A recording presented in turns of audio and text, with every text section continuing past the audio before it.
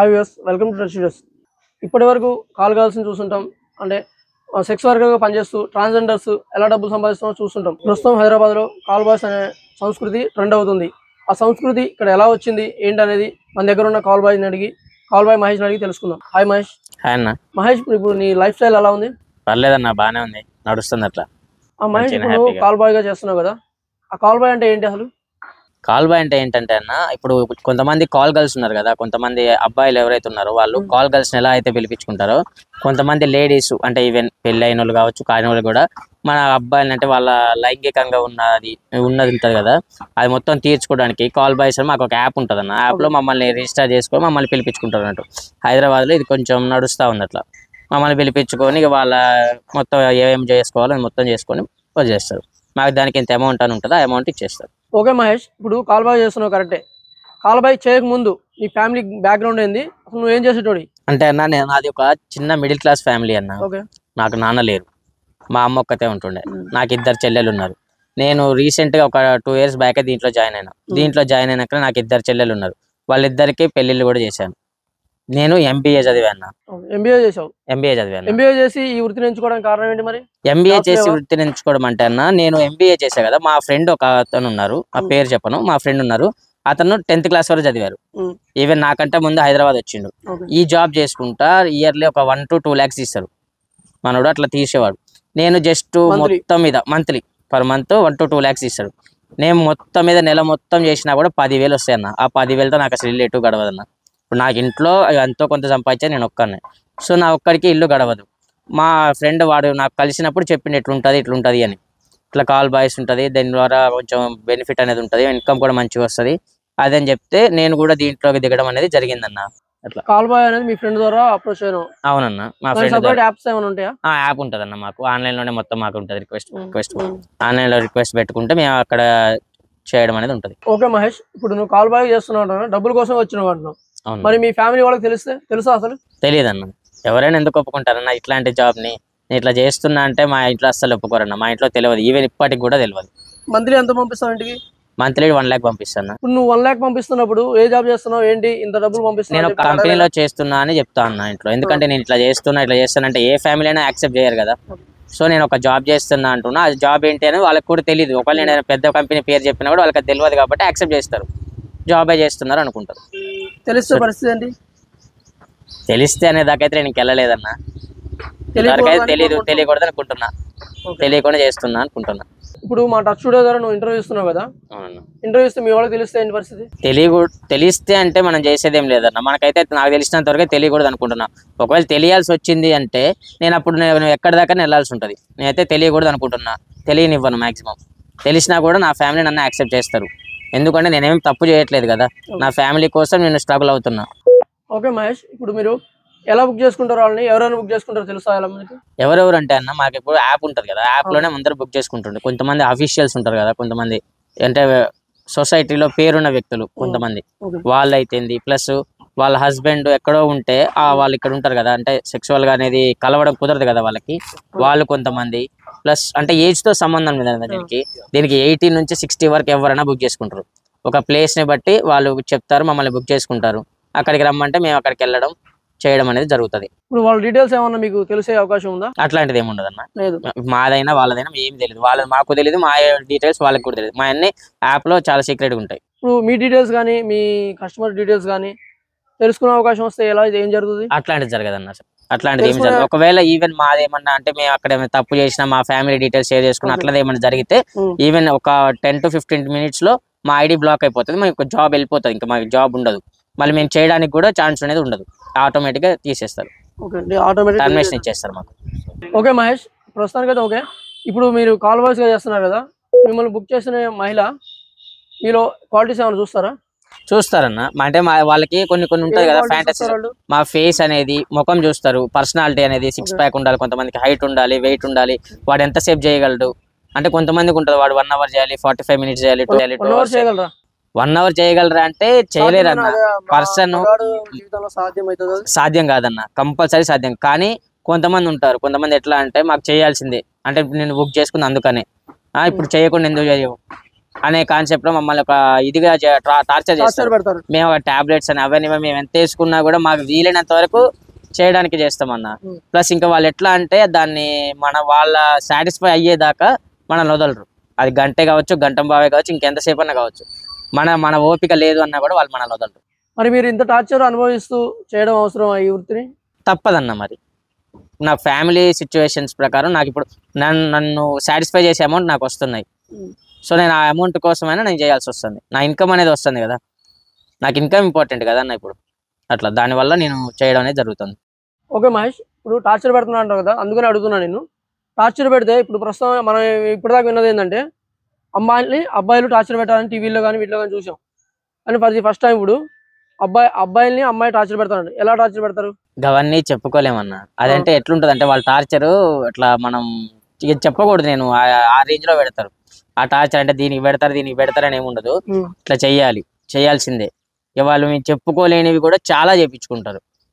నాకు తెలిసినంత వరకు నేను ఫీల్డ్ లో ఉంటున్నా కాబట్టి తెలుస్తుంది. నేను అబ్బాయిలు టార్చర్ పెడతారు అనేది ఎంతవరకు అయితే ఉందో అంతగా మించి మమ్మల్ని వాళ్ళు పెట్టేది ఉంటుంది అన్న. అసలు ఆ మాటకు వస్తే మా మీద జరిగేదానికన్నా వాళ్ళ మీద చాలా తక్కువ, చాలా పర్సెంటేజ్ తక్కువ మమ్మల్ని పెట్టే టార్చర్ కింద పోలిస్తే. ఓకే, శారీరకంగా పెడతారా మానసికంగా పెడతారా? శారీరకంగానే ఉంటది అన్న. శారీరకంగానే ఉంటది. మేము మా వల్ల కాదు అని మేము చెప్పినా కూడా మా మాట ఏమి వినరు. వాళ్ళు చెప్తారు కదా, మేము ఇట్లా బుక్ చేసుకున్నాం, మేము చెయ్యాలి అంటే వాళ్ళు చేయాల్సిందే. మేము కాబట్టి మేము ఏదైనా చేయొచ్చు. వాళ్ళు సచ్చినట్టు మమ్మల్ని ఇది చేసినట్టు చేయించుకుంటారు మాతోటి, వాళ్ళు సాటిస్ఫై అయ్యేదాకా. టార్చర్ అంటున్నావు కదా, ఇప్పుడు నీ కాల్ బాయ్ లైఫ్ లో ఎవరైనా నేను టార్చర్ చేశారా? ఆ మహిళ గురించి ఏమైనా చెప్పగలవా?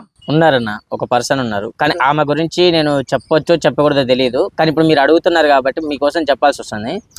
ఆమె ఎట్లా అంటే అన్న, ఒక పర్సన్, ఆమె అసలు ఒక సైకో అన్నట్టు.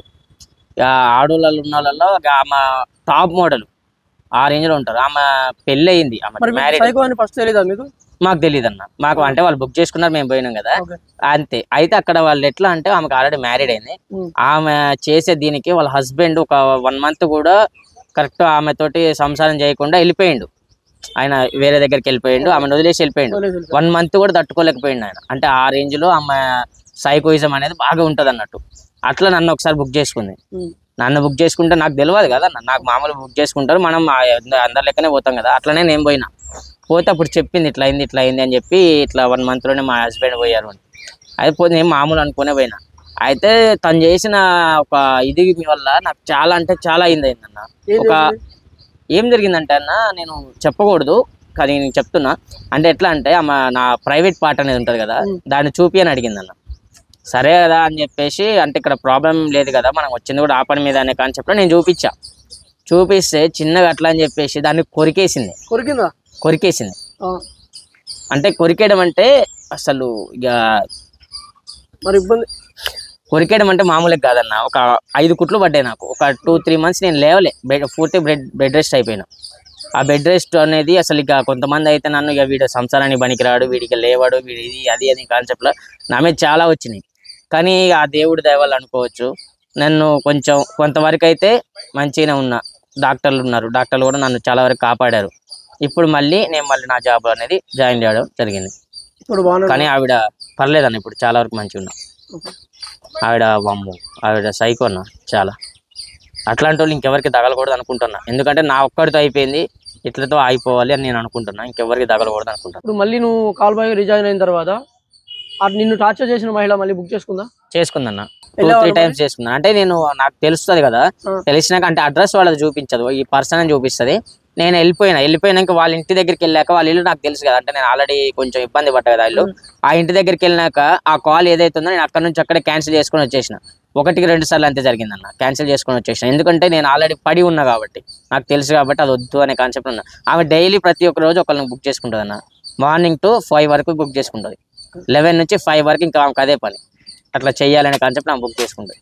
మహేష్, ఇప్పుడు 2 నెలలు బెడ్ రెస్ట్ చేసుకున్నావు కదా హాస్పిటల్లో ఉండి. అవునన్నా. ఈ 2 నెలలు మరి మీ ఫ్యామిలీకి కానీ డబ్బులు ఎలా పంపించావు?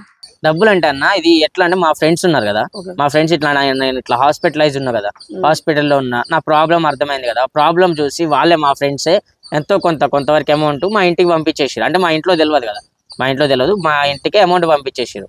ఇట్లా వాడు మహేష్ గారు పంపించమన్నాడు అనే కాన్సెప్ట్ లో వాళ్ళు పంపించారు. ఇప్పుడు మీకు యాప్ ఇచ్చారు కదా, ఆ యాప్ వాళ్ళు మీకు ఏమైనా సాయం చేయలేదా? యాప్ లో ఏముండదు అన్న, ఏం చేయరు. వాళ్ళు ఏమైనా మీకేమైనా వాళ్ళకి ఏం చేయరన్న, జస్ట్ అంటే అది యాప్ వల్ల జరిగింది కాబట్టి ఆ ఇన్సూరెన్స్ అంటే హాస్పిటల్ ఉంది కదా దాని వరకు వాళ్ళు ఇన్సూరెన్స్ వరకు పేమెంట్ చేస్తారు, క్లైమ్ చేస్తారన్న. మిగతా అదంతా ఏముండదు. మనకి ఏమన్నా 2 months ఖాళీగా ఉన్న 2 months కి ఎంతో కొంత ఇవ్వండి అంటే అట్లా ఏముండదు. ఓన్లీ మనకి ఏదైనా ప్రాబ్లం అయితే హాస్పిటల్ కి ఎంత అవుతుందో ఖర్చు ఆ ఖర్చు వరకు హెల్త్ ఇన్సూరెన్స్ ఉంటుంది. ఆ హెల్త్ ఇన్సూరెన్స్ వాళ్ళు పెట్టుకుంటారు. ఇప్పుడు నువ్వు కాల్ బ్యాక్ చేస్తున్నావు కదా, నీకు ఎలా ఇస్తారు? అవర్స్ లెక్క ఇస్తారా లేకపోతే రోజు లెక్క ఇస్తారా? ఎలా నీకు? నాకు ఎట్లా అంటే అవర్స్ టైప్ ఉంటది అన్న, ఒక్కొక్కసారి ఏమో డే కూడా ఉంటది. ఎట్లా అవర్స్ కనుకో ఒక గంటకు వచ్చేసి 3000 ఇస్తారన్న నాకు.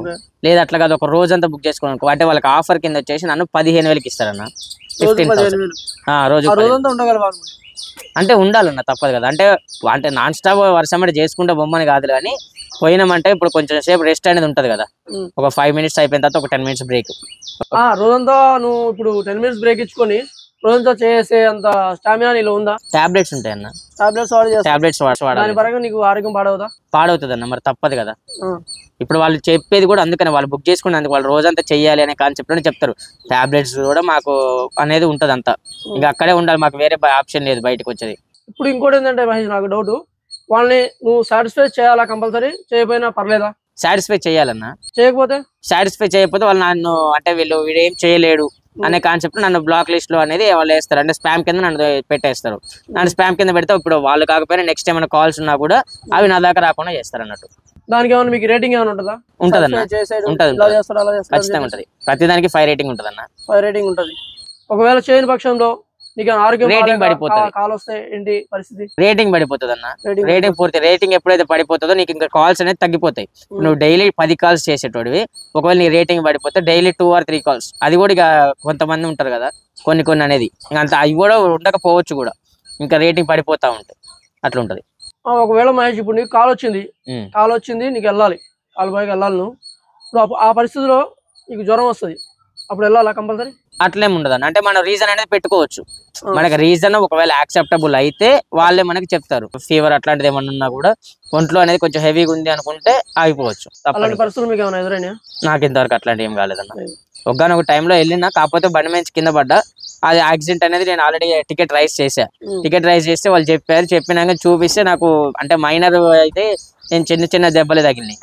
సో నేను ఏం చేసిన అంటే సర్లే అని చెప్పేసి వెళ్ళిపోయినా. కాల్ చేసినా వాళ్ళు చూశారు నాకేం ఎక్కడెక్కడ తగిలి అనే కాన్సెప్ట్ లో ఫోటోలు కూడా అడిగారు. ఫోటోలు కూడా చూపించా కొన్ని చోట్ల కాళ్ళకి. యాక్సెప్ట్ చేసేదన్న. యాక్సెప్ట్ చేసినా కూడా ఏమన్నా వెళ్ళగలవా అనే కాన్సెప్ట్ మళ్ళీ నన్ను అడిగారు. పైగా నేను అప్పటికే కస్టమర్ వాళ్ళ ఇంటి దగ్గరలోకి వెళ్ళిపోయినా. ఇంకా అక్కడికి నాకు జస్ట్ ఒక 300 meters డిఫరెన్స్. ఇక్కడ దాకా వచ్చినాయి కదా, మళ్ళీ నేను ఉత్త చేతులతో పోవడం ఎందుకు, పోతే ఒక 10 నిమిషాలు ఓపిక పట్టుకుంటా, అంటే ఒక 1 hour ఓపిక పట్టుకుంటే అయిపోతుంది కదా అనే కాన్సెప్ట్ లో వెళ్ళాల్సి వచ్చింది, వెళ్ళిపోయి చేయాల్సి వచ్చింది. అట్లా జరిగింది. ఓకే, ఇప్పుడు మహేష్ ఇప్పుడు 1 hour వెళ్తానంటారు కదా, 1 hour లో దీంట్లో ఇన్ని రౌండ్స్ అనేవి ఉంటాయా లేకపోతే మీ స్టామినాని బట్టి ఉంటుందా? స్టామినాని బట్టి ఉంటుంది అన్న. అంటే రౌండ్స్ ఉంటాయి, అంటే వాళ్ళు వేసుకునే లెక్క వేరు ఉంటుంది, రౌండ్స్ ఉంటుంది, స్టామినా ఉంటుంది, దీనికి సపరేట్ ఉంటుంది కదా అన్న. అంటే ఇప్పుడు వరసెమ్మటి నాన్ స్టాప్ చేసుకుంటూ పోవాలంటే అది ఎవరి వల్ల కాదు, నాకు తెలిసినంత వరకు. వితౌట్ టాబ్లెట్స్, వితౌట్ ఏదైనా, అది ఎంత వాడంత ఇదున్నా ఇట్లున్నా కూడా కాని పని అది. 6 pack ఉన్నా 6 ఉన్నా కూడా. కాకపోతే ఒక 10 minutes 20 minutes అయితే కొంతమంది చేస్తారు. టాబ్లెట్స్ వేసుకుంటే చేయగలం. టాబ్లెట్స్ వేసుకుంటే ఎవరైనా చేయొచ్చు టాబ్లెట్స్ అనేది. ఇప్పుడు మీరు వీళ్ళని సాటిస్ఫై చేయలేదు, వీళ్ళు నాకు సాటిస్ఫై చేయలేదు అని చెప్పి మీ యాప్ కి సంబంధించిన వాళ్ళకి ఏమైనా కంప్లైంట్ వచ్చినా మీ ద్వారా? నా ద్వారా అయితే ఇంతవరకు రాలేదన్న. ఒకగానొక టైంలో ఏంటంటే నేను అక్కడికి వెళ్ళడం కొంచెం లేట్ అయింది. లేట్ అవ్వడం వల్ల వాళ్ళు పెట్టారు, నేను ఈ టైంకి బుక్ చేసుకున్నా, వాడు నన్ను 15 minutes తర్వాత వచ్చిండు అనే కాన్సెప్ట్ లో వాళ్ళు డైరెక్ట్ 1 hour లేట్గా వచ్చిండు అని చెప్పి పెట్టారు. వాళ్ళు డే బుక్ చేసుకున్నారు. ఓకే మహేష్, మరి నీకు పెళ్ళైందా? లేదన్న, నాకు ఇంకా పెళ్లి కాలేదు. పెళ్లి చేసుకునే ఆలోచన ఏమైనా ఉందా? ఉంటది అన్న, ఖచ్చితంగా ఉంది, చేసుకుంటాను పెళ్లి. ఇప్పుడు పెళ్లి అయితే మరి నీ భార్య పరిస్థితి ఏంటి? ఇప్పుడు మీరు టాబ్లెట్లు వాడతారు కదా. అవును. అలానే మీ భార్య జీవితానికి, మీ భార్యతో సంసారం చేయడానికి అప్పుడు ప్రాబ్లం అవుతుంది కదా? అట్లేం ఉండదు అన్న. మాకు అంటే ఈ మోతాదులో వేసుకోవాలంటే ఈ టాబ్లెట్స్ ఉన్నది కదా, అది రోజుకి ఎంత వాడాలి, ఎంత ఉంటుంది అనేది మాకు మొత్తం డాక్టర్ కన్సల్టేషన్ ఉంటుంది కదా, డాక్టర్ గారు ఉంటారు, మాకు ఎంత వరకు వేసుకోవాలి ఎంత అనేది మొత్తం మాకు చెప్తారు కదా. మాకు మొత్తం క్లారిటీ మొత్తం ఉంటది కదా, ఆ క్లారిటీ ద్వారా మేము ఇదవుతాం. లేదు అనుకోండి మేము దాని దాకా పోం కదా అన్న. సైడ్ ఎఫెక్ట్స్ ఏమి ఉండవు అన్న. సైడ్ ఎఫెక్ట్స్ ఉంటాయి అంటే ఇట్లా ఉండేవి ఉంటే దాన్ని ఏం చేయాలో దాన్ని సైడ్ చేస్తాం కదా. మేము డాక్టర్ కన్సల్టేషన్ ఉంటుంది కదా మాకు, మేము ఎవ్రీ వీక్ వెళ్తా ఉంటాం. డాక్టర్ కన్సల్టేషన్ అవుతుంది. అయిపోయినాక ప్లస్ ఇంకోటి ఏంటంటే మ్యారేజ్ అనేది ఎప్పుడైతే అంటే ఒక చూసుకొని వచ్చినాం సంబంధం ఒక 2, 3, 4 months 5 months లోపు పెళ్ళి అవుతుంది అనుకుంటే మేము ఇంకా 5 months ఉందనగా మేము అప్పుడే ఈ జాబ్ నుంచి రిలీవ్ అయిపోతాం. దీంట్లో నుంచి మేము రిలీవ్ అయిపోయి పూర్తి ఇంకా మేము ఆ పనుల మీద ఉంటాం. ఎందుకంటే మేము అప్పటికల్లా కొంచెం ఉండాలి కదా మాకు కూడా. మళ్ళీ మాకు దీని మీద పడతా ఉంటే మాకు డైలీ మా థాట్స్ మా మైండ్లో కూడా అవే థాట్స్ రాకూడదు కదా. అట్లా 5 months గ్యాప్ తీసుకుంటాం అన్నట్టు. గ్యాప్ తీసుకొని పెళ్లి చేసుకుంటాం. ఇప్పటి వరకు కాల్ బాయ్ గా చేసినంత వరకు ఎంత సంపాదించి ఉంటావు ఇప్పటిదాకా? బాగానే సంపాదించన్న. బాగానే అంటే ఇప్పుడు నేను హైదరాబాద్ లోనే అవుట్స్కట్స్ లో ఒక ఇల్లు కొన్నా అన్న. ఇల్లు కొన్నా, ఓన్ గా కార్ కొన్నా. నాకు 2 చెల్లెళ్ళకి పెళ్లిళ్ళు చేశాను. ఈవెన్ ఒకవేళ ఇప్పుడున్న సిచ్యువేషన్ లో ఆన్ ద స్పాట్ లో నేను ఈ జాబ్ బంద్ చేయాల్సి వచ్చినా కూడా ఒక 2 to 3 years నేను కూర్చొని తినొచ్చు అన్న. ఆ రేంజ్ లో నేను సంపాదించాను. సంపాదన అనేది అయితే బాగానే ఉందన్న. ఓకే మహేష్, ఇప్పుడు నువ్వు మా ట్రస్ట్ స్టూడియో ద్వారా వ్యూవర్స్ అందరికి ఎవరైతే నిన్ను బుక్ చేసుకుంటారో ఆ మహిళలకి నువ్వేం చెప్పదలుచుకున్నావు?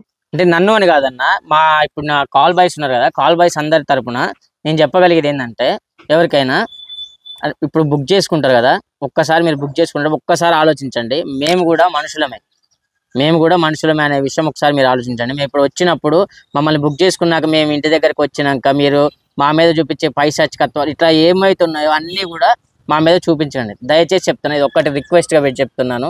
మేము కూడా మనుషులను గుర్తించండి, మా మీద కొంచెం ఇది చేయండి అంతే తప్ప మీ ఆనందాల కోసం మమ్మల్ని ఆగమాగం చేసి ఇది చేసేవన్నీ చేయకండి ప్లీజ్. Thank you. చూసారు వ్యూవర్స్, కాల్ బాయ్ మహేష్ యొక్క కష్టాలు. ఎవరైనా కాల్ బాయ్ గా మారాలనుకుంటే వాళ్ళ ఉద్దేశాన్ని మార్చుకోండి. మా ట్రస్ట్ స్టూడియో యొక్క ముఖ్య ఉద్దేశం ఏంటంటే ప్రస్తుతం యువత డబ్బు మోజులో పడి కాల్ బాయ్ గా మారాలనుకున్నారు. వాళ్ళు ఆ దారిన పడకుండా చూడడమే మా ట్రస్ట్ స్టూడియో యొక్క ముఖ్య ఉద్దేశం. ఈ పూర్తి వీడియో చూసి సబ్స్క్రైబ్ చేయండి. Please like or subscribe. Thank you. Keep in touch. Please touch subscribe button.